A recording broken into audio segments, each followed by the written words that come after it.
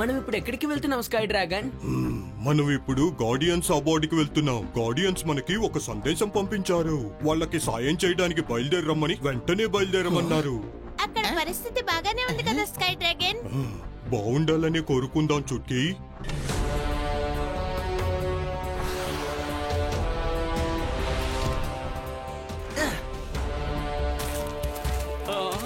మీరందరూ బానే ఉన్నారా మిత్రులారా?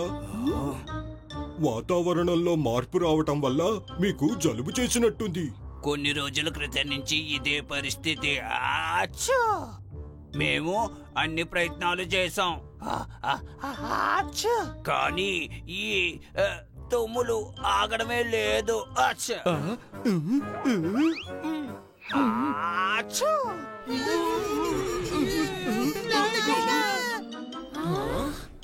ఏంటి నన్ను అలా చూస్తున్నావు? నాకు జలుబు అంటుకుని నేను కూడా వీళ్ళలాగా తుమ్మడం మొదలు పెడితే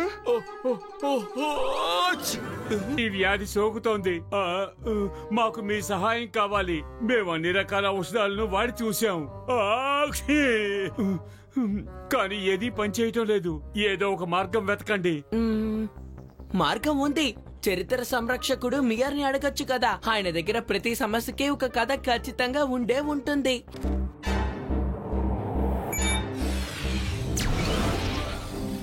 హలో మియార్, మాకు మీ సాయం కావాల్సి వచ్చింది. చాలా సేపటి నుంచి గార్డియన్స్ తుమ్ముతూ ఉన్నారు. ఎంత ప్రయత్నించినా వాళ్ళ తుమ్ములు ఆగడం లేదు. వాళ్ళు బాగా బలహీనమైపోయారు. ఎలాగైనా వాళ్ళకి సాయం చేయండి. తుమ్ములా? ఈ విషయం నాకు ముందే ఎందుకు చెప్పలేదు?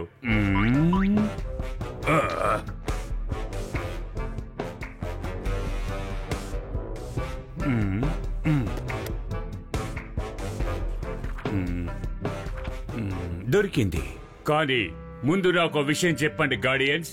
మీలో ఎవరైనా లూడో గ్రహం మీద ఉన్న మాయా అరణ్యంలోని నీలిరంగు పండు ఏదైనా తిన్నారా?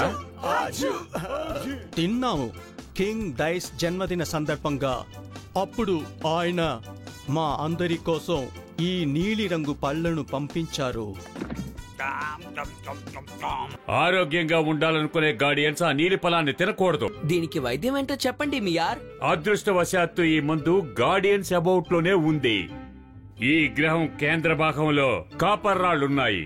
ఆ రాయితో గార్డియన్స్ తల మీద రుద్దేమంటే తుమ్ములు ఆగిపోతాయి. అలాగే మియార్, అర్థమైంది.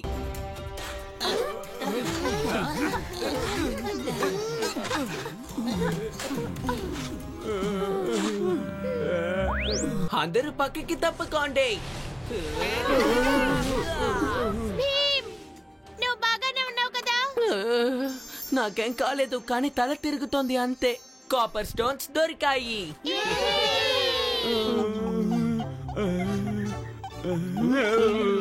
ఇప్పుడు మనం మామూలుగా మారిపోయాం. సూపర్ భీమ్, నీకు ఎలా ధన్యవాదాలు చెప్పాలో తెలియట్లేదు. నాకు కాదు, మీరు చెప్పవలసిన ధన్యవాదాలు ఇంకొకరికి.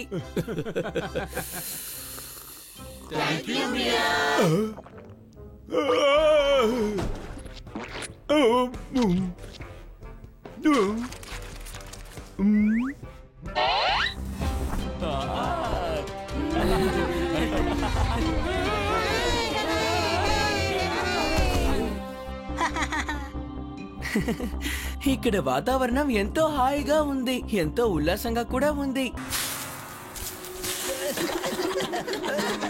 ఎంత దుమ్ము రేగొట్టావో చూడు. మమ్మల్ని క్షమించు నోబు, నేను గమనించలేదు. పిలవగానే వచ్చినందుకు ధన్యవాదాలు మిత్రులారా. నా పేరు సోబు, వీడి పేరు నోబు. ఈ మోజో గ్రహం గురించి స్కై డ్రాగన్ మాకెన్నో అద్భుతమైన విషయాలు చెప్పాడు. అంతేకాదు, మీ దగ్గర ఒక మాయా క్రిస్టల్ ఉందని కూడా చెప్పాడు. అది వాతావరణాన్ని నియంత్రిస్తుందంట కదా? అవును బాబు, అవును. మాక్సిమం మా గ్రహం మీద వాతావరణం ఆహ్లాదంగా ఉంటుంది. నా వెనకే రండి, మీకు చూపిస్తాను.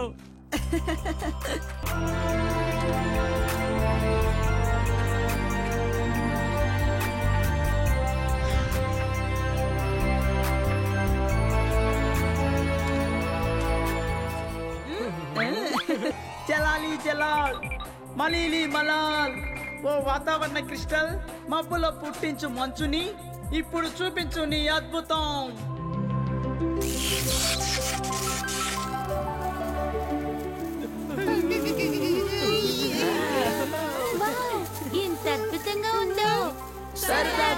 వచ్చింది.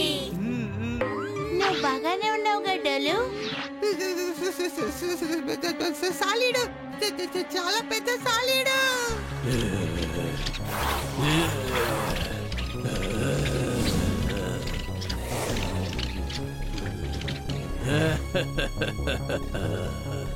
ఎలా ఉన్నారు మిత్రులారా? బ్యామ్ బ్యామ్ బిమ్, నువ్వు ఎక్కడికెందుకు వచ్చావు?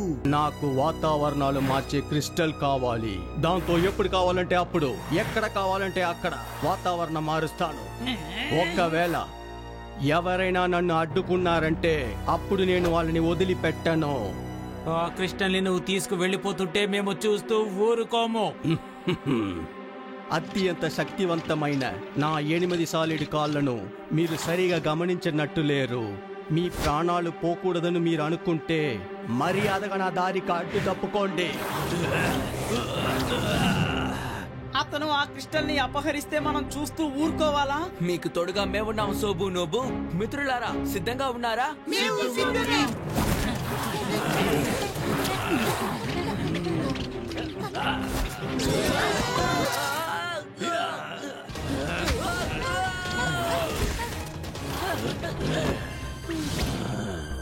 నాకు కావాల్సిన క్రిస్టల్ ఇక్కడ ఉంది. దీన్ని ఒక సాలిడ్ చేత్తో పట్టుకుంటాను. ఆ తర్వాత ఇక్కడి నుంచి వెళ్ళిపోతాను.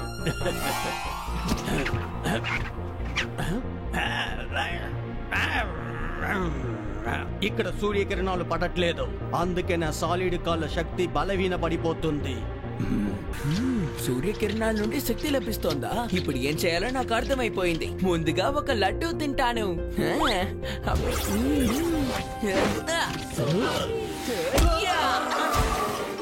ఓరి నాయనో, అతను బయటికి వచ్చేస్తున్నాడు. అందరూ తప్పుకోండి. నీ బలహీనత ఏంటో నాకు తెలిసిపోయింది బామ్ బామ్ బెన్. జలాలి జలాల్, మలేలి మలాల్. ఓ వాతావరణ క్రిస్టల్, మోసగ్రహం పైకి తీసుకురా నల్ల నల్లని మబ్బులు. చూపించు నీ అద్భుతం.